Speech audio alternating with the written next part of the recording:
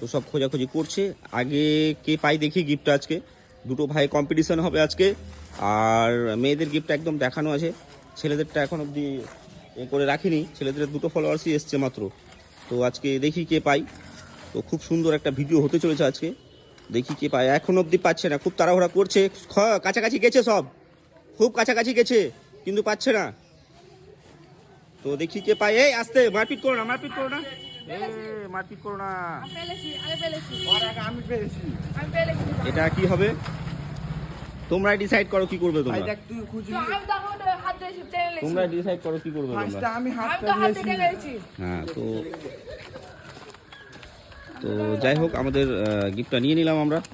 ভাই খুব তাড়াহুড়ো করে, আস্তে আস্তে আস্তে আস্তে তাড়াহুড়ো করছো কেন? তো পেয়েছে তো মনে হচ্ছে, খুব তাড়াহুড়া করে এলো। ভিডিও দেখে এসছেন? এত লজ্জা পাচ্ছেন কেন? এত লজ্জা পাচ্ছেন কেন?